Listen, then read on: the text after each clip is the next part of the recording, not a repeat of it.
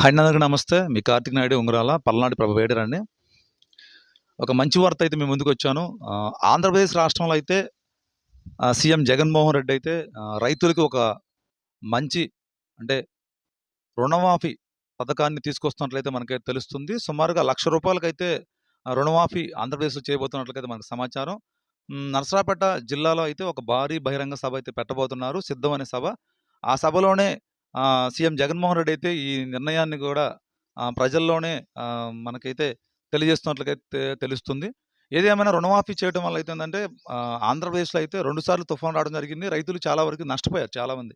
చా 1,00,000, 2,00,000 కూడా నష్టపోయారు.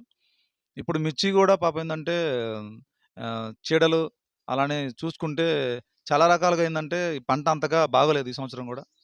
రుణమాఫీ చేయటం వల్ల రైతులైతే హర్షిస్తారు. ఖచ్చితంగా రుణమాఫీ అయితే చేయాలని చెప్పేసి కూడా రైతుల పక్షాన రైతులు తరపున